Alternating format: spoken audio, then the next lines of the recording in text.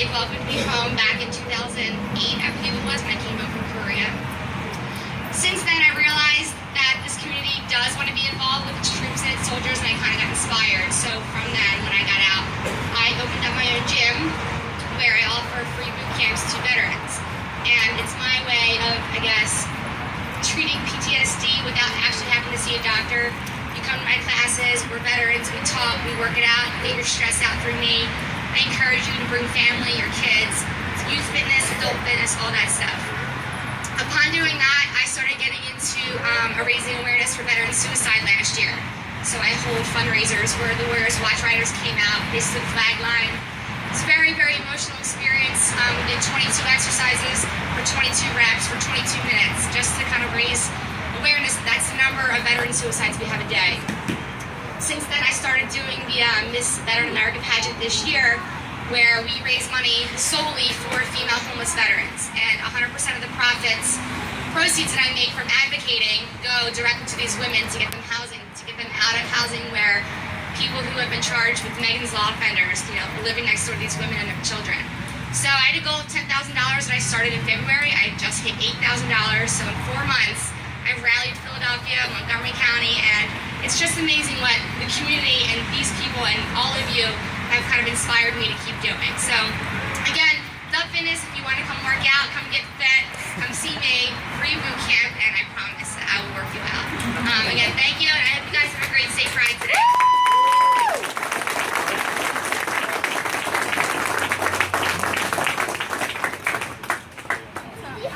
Now I'm going to bring up a special friend, John Ponte, Steverson Foundation, Rolling Thunder, Staten Island, which, by the way, you guys are troopers. You rode in that crap yesterday with us, That's true. and it wasn't an early night. I want to thank every one of you guys for making this trip down here. And trust me, July we're back up to see you guys up in Staten Island. Yeah. Awesome. Thank you, Bob. Good morning. Good morning. Good morning. All right. Why are you yelling? Am I yelling? Sorry, I'm a little hungover today. Hey, so I just want to say that I'm honored to be here for the 3rd year in a row. Thank you. Thank you, Brian. It's an honor to be here. People have always asked me, when you're out on the bike, do the loud pipes drive you crazy? And my answer is always, absolutely not. It allows me to drown out the other noises of life and focus on the freedom of the open road.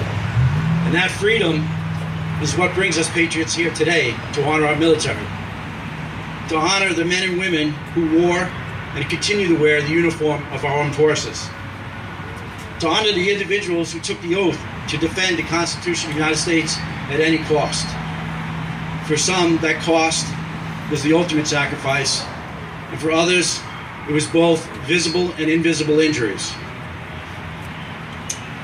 And yet, despite the sacrifice of some of our military, are still returning home, to no job, and most importantly, to the necessary help that they need.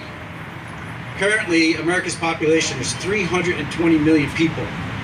Out of that 320 million people, 12% of that are homeless veterans. That's 38 million homeless veterans. Repeat that, 38 million homeless veterans. Out of that 38 million, 50% of them suffer from an invisible injury called PTSD, which we spoke about today. I personally, and a lot of people in this crowd here, are very familiar with PTSD. We know that it's a serious illness with no cure other than time. And we are losing our brothers and sisters at an alarming rate from this mental disorder. We need to continue to be there and support our veterans. We need to encourage others to do the same. Statistically, they say that 5% of America supports our military, and sadly, that isn't enough.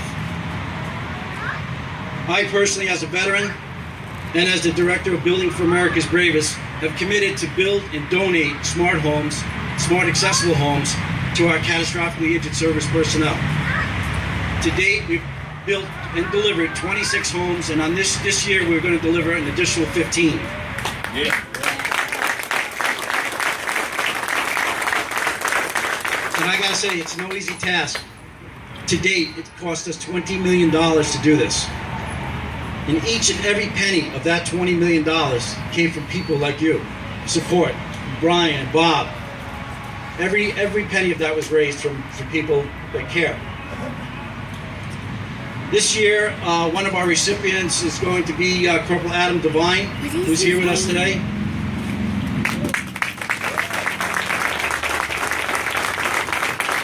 If you remember last year, we had Corporal David Bixler, who will be receiving his house on July 14th of this year. And 2 years ago, we had Corporal Tim Donnelly, who's from Pennsylvania. He was a little slow on picking his design, but he has it now. It's my goal to get that house built by the end of the year, and we will be delivering that house by Veterans Day. I have to mention this poster over here before I forget. This is a text to bid for a custom motorcycle donated by Brian. It's a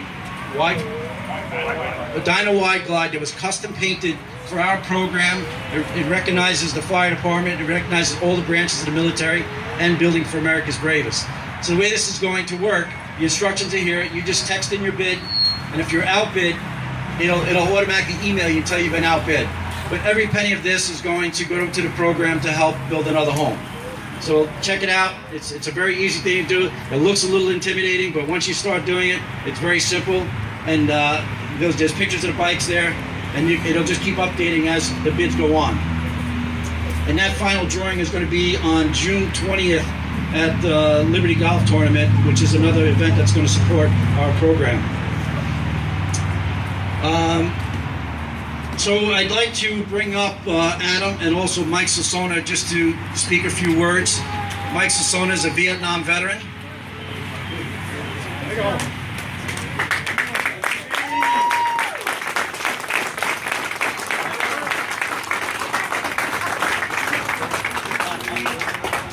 All right, so I'm going to let these guys take over. I just want to say thank you again for all the support. Rolling Thunder, Warrior Watch Riders, Brian. You guys are awesome. I love you guys. God bless you. Love you too. Thank you, guys. Thank you. How's everybody doing? Good. Thank you all for coming out. Thank you. John wanted me to talk a little bit about the day that I got injured. So on December 28th of 2011, I was on foot patrol with my squad, and I was the lucky one to find the IED that day. So they flipped me over, put on the tourniquets, we rushed back to the landing zone, then I was head back to the States. Took about 5 days to finally get back to Bethesda, Maryland, and I spent 3 years at the hospital. So it was just, my daughter was 7 months old at the time, and now she's almost 5, and then my son was born at Bethesda, and it was great recovery and just living it day by day. Thank you. Thank you guys.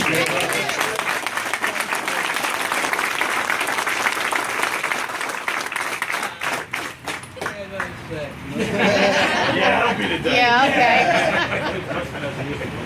Over to you. In front of that line. My name is Mike Sassona. It's a great pleasure to be here today, and thank you. Put the mic all. next to your mouth. A great day, and I really appreciate the support.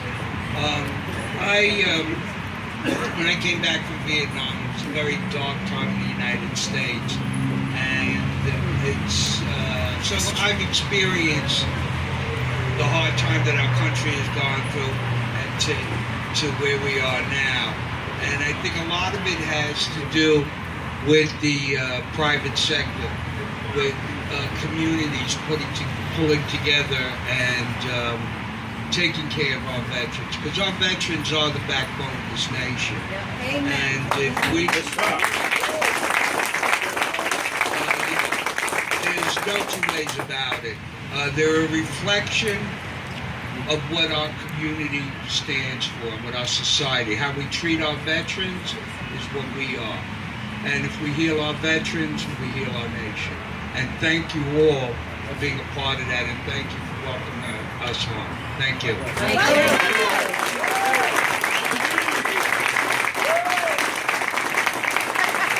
to do is we're going to saddle up in a couple